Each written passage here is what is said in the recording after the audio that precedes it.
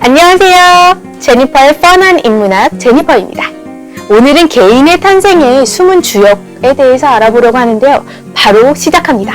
이 민족은 유일신을 믿는 독특한 민족이었어요. 이 민족이 신봉하는 구약 성경의 메시지는 가히 급진적이었어요. 이 민족 아시죠? 바로 유대 민족입니다. 구약 성경에 따르면 미덕은 신의 의지에 복종하는 데에 있었습니다. 신의 의지는 이성으로 헤아릴 수 있는 것이 아니고 신의 의지를 아는 데 있어서는 오직 경전만이 중요했어요. 왜냐하면 그것이 신의 명령과 약속을 기록한 것이기 때문이에요. 또한 신의 뜻을 전하는 매개체인 역사적인 사실들이 연역적인 사고보다 중요했어요. 유대교의 신은 속박되기를 거부했어요. 유대교의 신은 성경에서 말했습니다. 나는 미래에 존재할 나일 것이다. 성경에 나오는 율법은 유대민족에게 주어진 유산이기도 하지만 이 율법은 여호와의 의지를 구체화한 것입니다. 그리고 사람이라면 누구나 법의 가르침을 무시하고 죄를 저지를 수 있는 존재로, 그리고 사람이라면 누구나 법의 가르침을 무시하고 죄를 저지를 수 있는 존재로 여겼어요. 다윗과 같은 아주 유명한 유대인의 왕까지도 예외가 아니었던 거예요. 그렇다면 유대교에 따르면 사람은 어떤 존재일까요? 자신의 자유의지를 가지고 여호와의 의지인 율법을 지킬 수도 있고 그렇지 않을 수도 있는 존재인 거예요. 이와 같은 유대인의 영향을 받아서 드디어 의지라는 개념이 AD 1세기에 등장합니다. 즉 의지가 이성보다 앞선다는 의지주의가 등장해서 기존에 존재했던 합리주의와 대척점에 서게 된 거예요. 그렇다면 유대교 이전에 고대 그리스 로마인의 사상은 어땠을까요? 고대인의 생각은 한마디로 합리주의라고 할 수 있어요. 합리주의는 세네카의 발언에 잘 나타나 있는데요. 신들은 해로운 행위를 하기를 원치 않는다고 믿는 사람들은 틀렸다. 신들은 그런 행위를 할 수 없기 때문이다. 말하자면 신들마저도 자유의지가 있는 것이 아니라 현실의 합리적인 구조에 제한을 받는다는 뜻이에요. 즉 신들도 이해 가능한 자연의 질서에 복종해야 한다는 말인 것이죠. 이러한 사고방식에 인간의 의지가 들어설 곳은 없다는 거예요. 그런데 구약 성경은 이러한 이성을 비웃고 있어요. 나의 생각은 너희들의 생각과 같지 않고 나의 생각은 너희들의 생각보다 높으니라. 구약 성경에 있는 이 구절만 살펴본다고 해도 고대인이 맹신했던 이성의 힘이 가볍게 짓밟혀지는 것이며, 이렇게 신의 뜻을 따르는 데 필요한 것은 이성이 아닌 의지이며 의지의 주체인 개인이 부각되는 것입니다.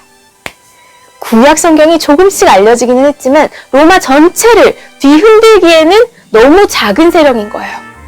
그런데 이때 한 사람이 등장해서 로마 전체, 아니 그 후에 인류 역사 전체를 송두리째 뒤흔들게 됩니다.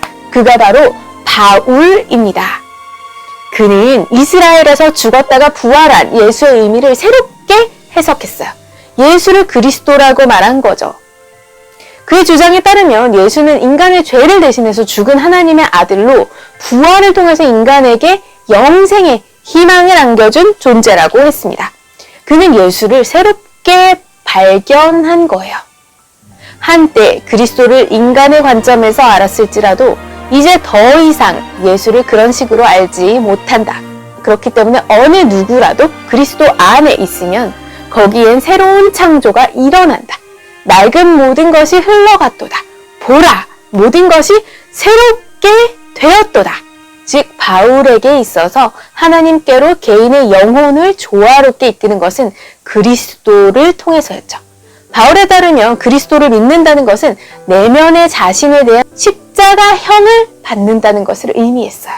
이 내면의 십자가형을 통해서 예수라는 인격으로 구현된 의지가 나올 수 있는 거예요.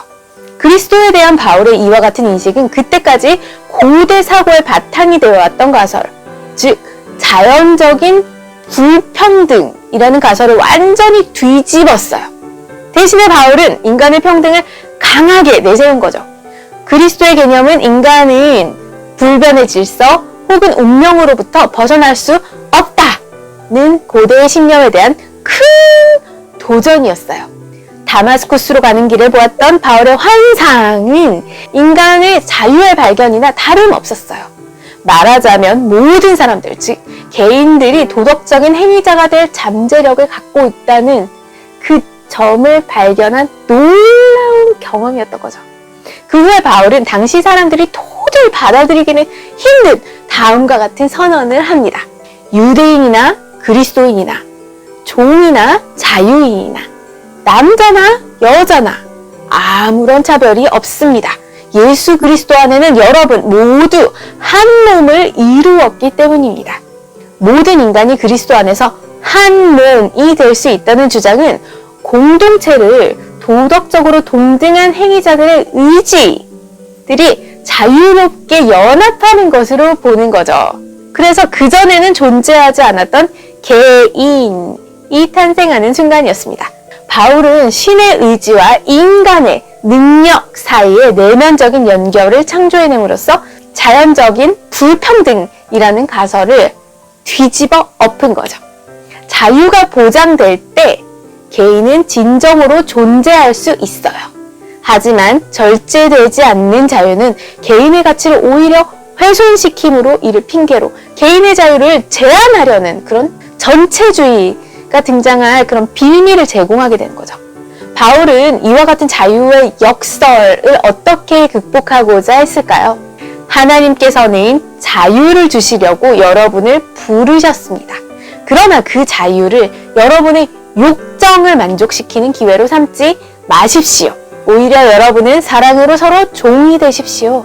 모든 율법은 내 이웃을 내 몸과 같이 사랑하라는 한마디로 요약됩니다. 즉 바울의 글에서 자유의 질서를 유지하는 사랑이라는 새로운 정의의 의미가 출현하는 거죠. 이는 자연적인 불평등이 아니라 도덕적인 평등이라는 가설의 바탕을 둔 정의인 거예요. 여러분 재밌으셨나요? 지금까지 제니퍼의 펀한 인문학 제니퍼였습니다. 다음에는 더 재미있고 더 유익한 영상으로 찾아뵙겠습니다. 여러분 안녕!